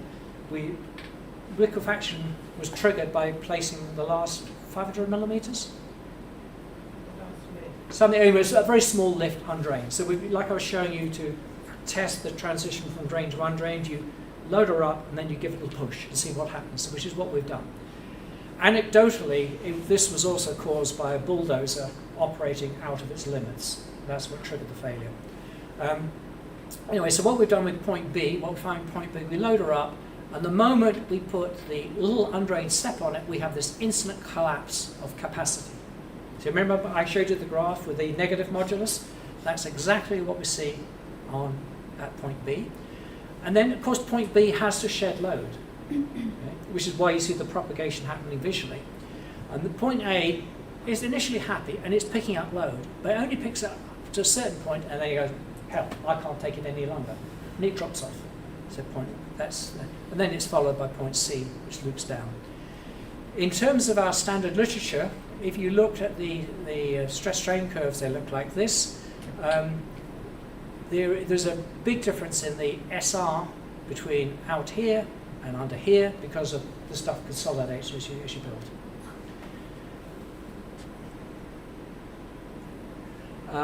Yeah, that's my SR. If you think of our standard liquefaction literature, we started with seed and trying to correlate post-liquefaction ratios with CPT tip resistance. Well, what we find here when we do a detailed combination calculation, there is no unique SR over P dash.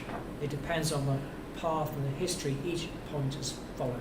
And the second thing I would say, if you're trying to do this with limit equilibrium analysis, you're on a hiding for nothing. You just cannot reproduce this kind of behavior with limit equilibrium, or this kind of understanding. Back to settlements and scenarios. This was the actual measured. The blue one was our first run doing everything honestly. What I didn't mention was one of my judgments was that I wanted to make the lower layer a little bit looser. And I wanted to use -0.065 rather than -0.06. And Dawn said, Mike, you've had too much wine. You do not have 3 decimal place precision in this estimate. If I'd had 0.065, we'd have got 4.5 meters. But anyway, but more seriously, if scenario one is if we take out that marker layer AA, we also do very well. So I suspect that marker layer AA probably didn't exist. Anyway, that is very, very, very nice. Now, the kicker for this, and this is something for you guys, if you're using the observational method, you'll be plotting settlement versus construction height. And you get this black line here. And then as you look as things go on, whoops, I don't want to do that. Come on, I said one more. Oh, okay, I'm missing a line. If you look here and you plotted the settlement, it will be getting stiffer. And you say, as you build, it's getting stiffer. It must be consolidating, things are getting better. And at that point, you're one moment from disaster. Again, this comes back to my point with the judge criticizing the guys who inspected. These things are, if you were into this kind of failure mechanism, it happens without warning. And your indicators may mislead you and tell you the situation is better than it is. Okay, right, let's get back to critical state theory. I've shown you on this how the ideas and where they come from. If you just put the equations on the screen, I know there's nothing worse than sitting in a room like this looking at equations. But what I want you to appreciate is these equations are very simple. Extraordinarily simple. The only catch is they have to be solved simultaneously. So rather than one very complicated fancy differential equation, we offer you essentially 3 equations, but they have to be solved simultaneously.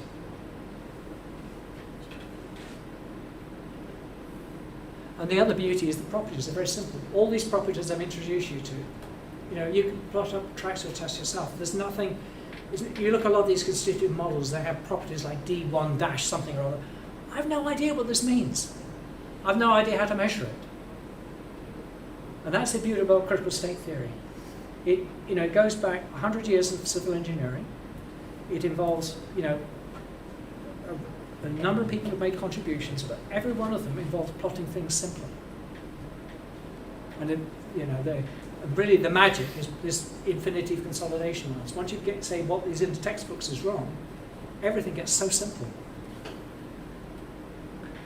And yes, we did find oil. And thank you for listening to this talk in English.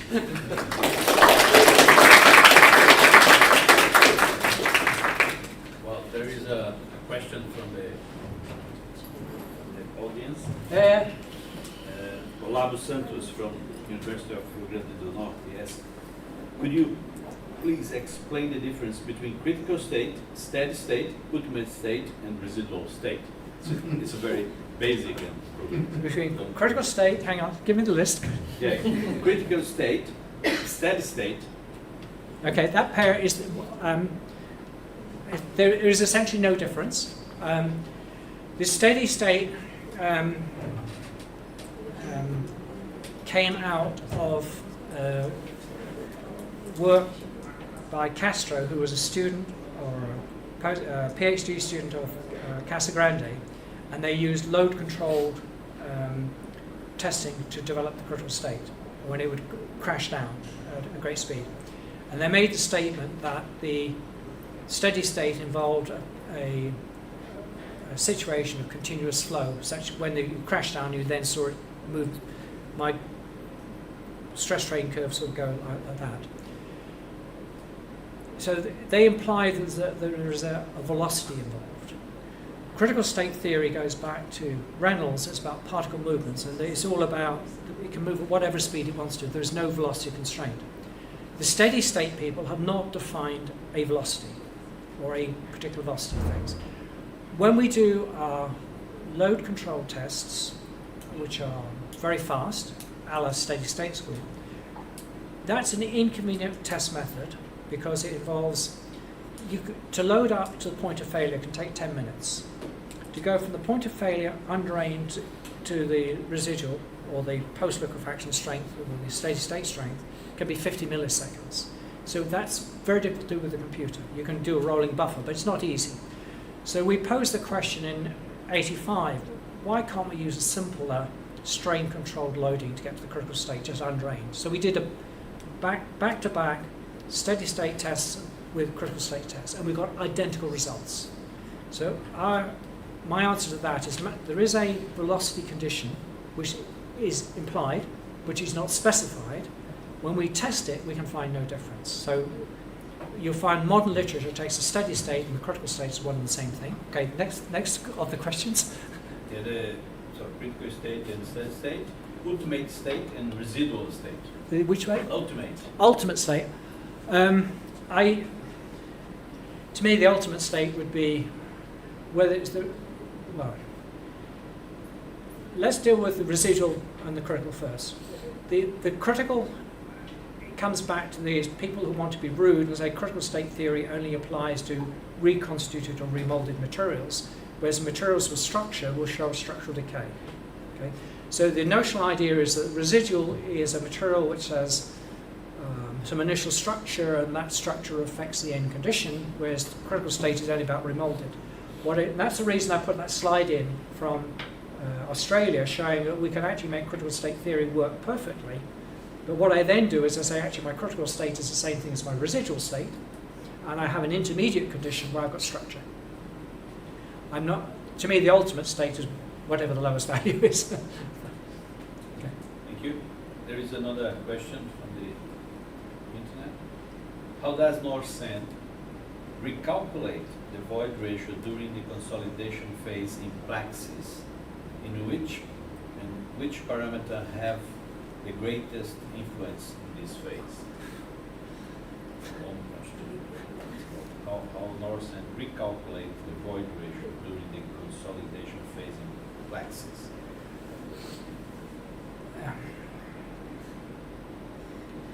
The short answer is quite a few of the properties affect how it consolidates. Okay, the biggest one that affects the evolution of void ratio is the parameter H, which controls the it's a scaling parameter in the hardening law. There is an effect of lambda, the slope of the critical state line, because, well, what happens is H and lambda are somewhat slaved together. So those are your two consolidation parameters, but M also affects it because it affects the stress to latency relationship, as does N. So it's one of the, shall I say, the advantages of these critical state type things is it's all simple. The flip side is everything is so interlinked. You can't say parameter X does this and parameter Y does that. Everything is a integrated moving whole. So my answer to that is whatever parameter set you're dealing with, use Plaxis as an experimental tool and you should check your calibration. Those of you coming on the course, we, and who've seen the course before, we always go down checking against triaxial compression. And that's our, or drained or undrained, that's our basic testament. When we start moving into soils with structure, you're in the position, you only have one sample. And because you've got point-to-point variability, you can't say, well, I'll take 3 samples out of the same strata. No, the grain size might differ a bit from here to here to here. So the situation we have where we can, say, manufacture 5 identical sand samples, we can't do with undisturbed samples. But that is where I think we'll then have to start using the odometer tests as additional calibration, because when we take it from, from say 300 kPa to 800 kPa, that's valuable information when we consolidate the sample. It's equally good for calibration as the subsequent shear stage. So I think, I know where the guy's going, we've got to move that and bring that into the scheme. Okay. Thank you. Does anyone have any questions? I have one. Well, you mentioned the shift between the drained condition and undrained condition. Yeah. It can be milliseconds. Yeah. What the relation of this time in relation to the soil that has structure? Residual soil, for example, has a kind of structure different from the remolded soil. So remolded soil can behave like that, milliseconds. Does residual soil do the same thing? At Cadia, we unfortunately didn't get a video of the failure. The guys inspected the dam, if I remember rightly, something like 3:30, and then when it went back again at 5:15, it was already failed. My guess is it failed very rapidly. This is probably incorrect to mention this, but if you look at Brumadinho, the velocity of propagation was about 50 meters per second. That is exactly on the theoretical velocity, because at Brumadinho, your seismic cone, your VS, was represented values about 200, maybe 210. Theoretically, when you have shedding of load, it's not an elastic wave, it's a plastic wave. And you then get the ratio of kappa over lambda, which is usually about a quarter. So we should take the measured 210 or something, divide it by 4, and that is a very good match. So that's my first point of why I think the theory works, is the one case where we have a video, and we also have measured elastic stiffness, the propagation velocity you observe is, as far as I'm concerned, perfectly on theory. I can't answer for residual foils because we don't have any data, but Cadia was certainly fast. When I look at the mathematics, I can't see any difference in the mathematics. I think it will have failed it probably even faster, because it was, Cadia was unbelievably loose. We have a material with a void ratios in excess of 1 in the foundation. And for a well-graded material, that's just ludicrously loose. Can we say that for residual soils, you can get a very quick change between drained and to undrained, but the liquefaction will be unlikely to occur in most of the cases in comparison with the soil that is not residual soil. I'm not talking about the I mean saprolite. Yeah.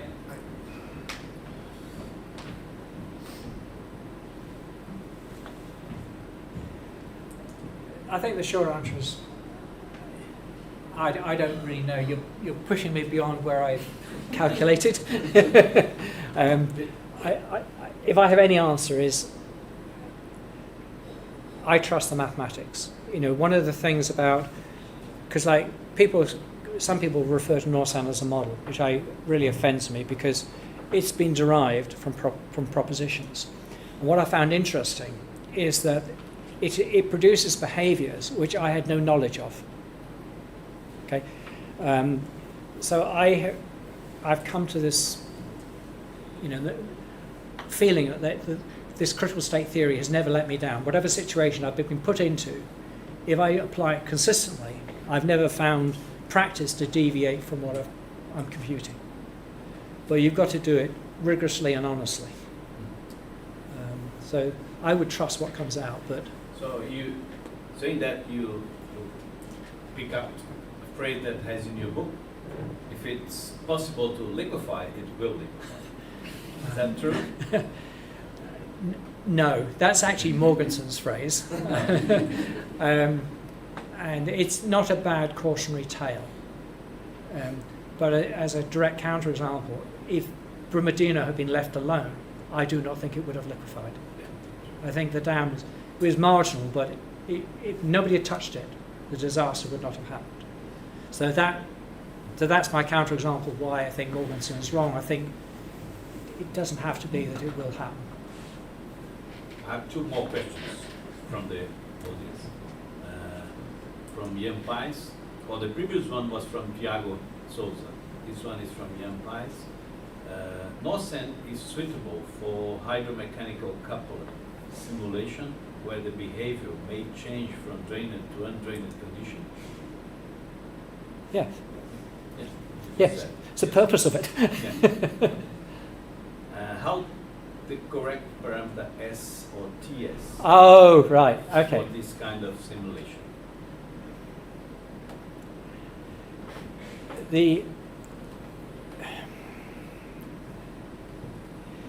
Itasca has made S, because when we put it together, let me bring up a slide.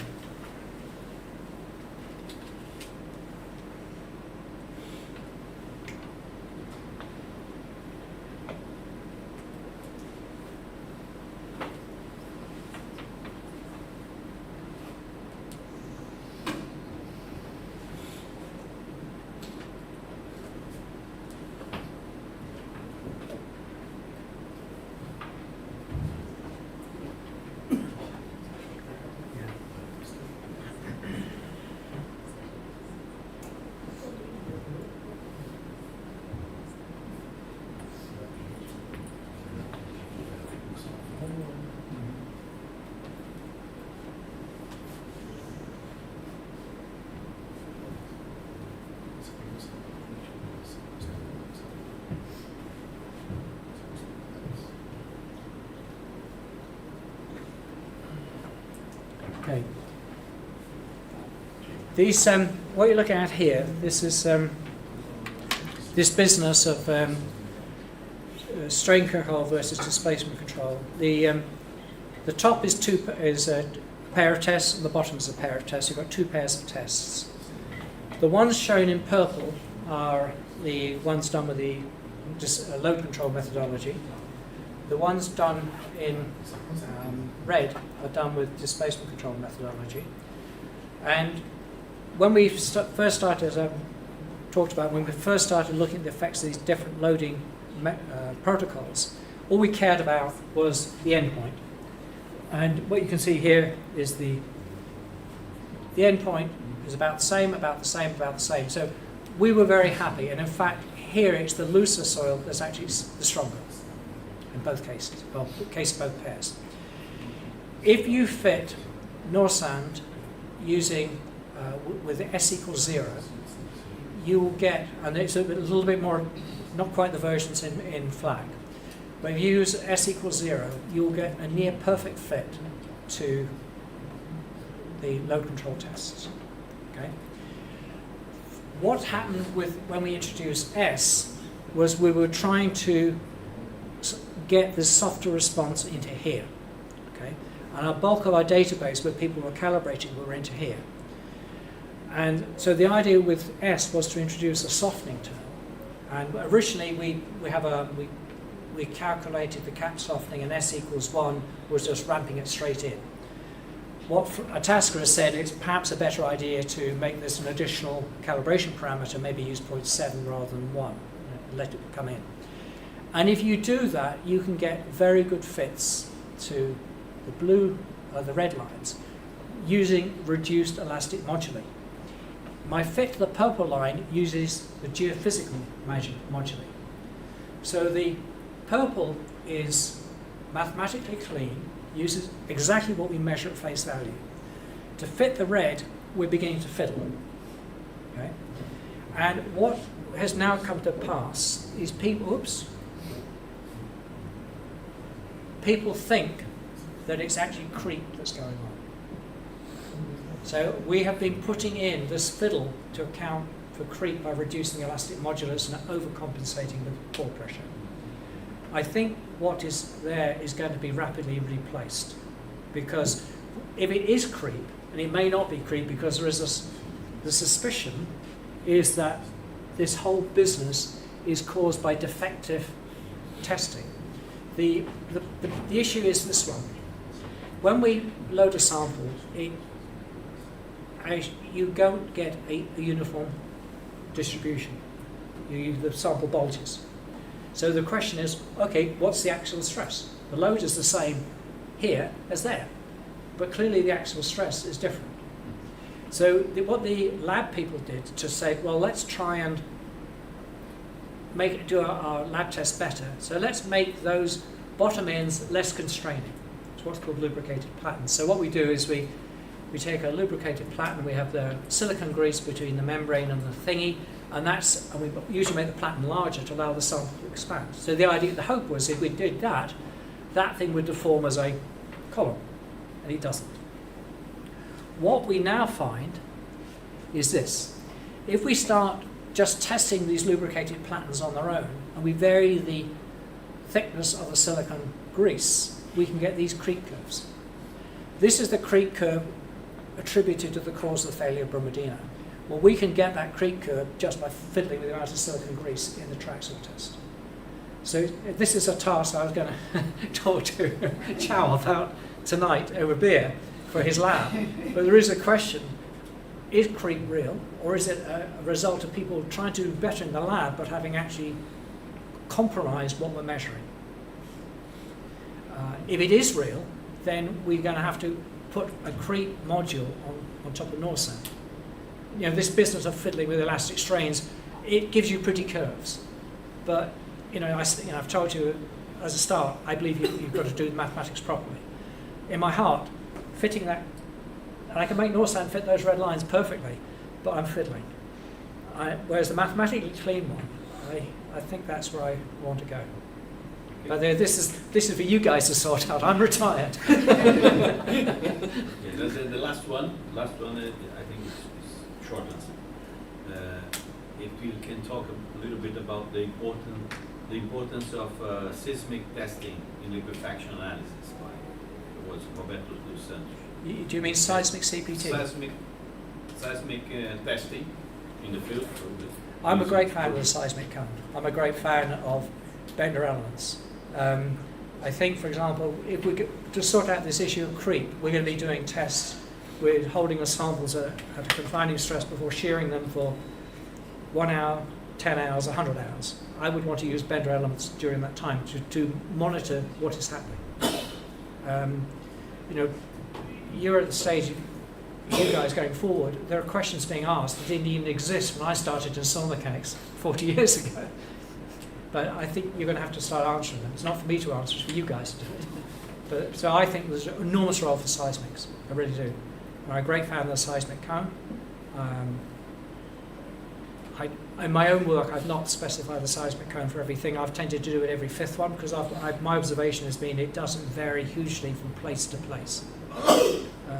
But have at it. If you want to do it all the time, I'm not going to say against. Thank you.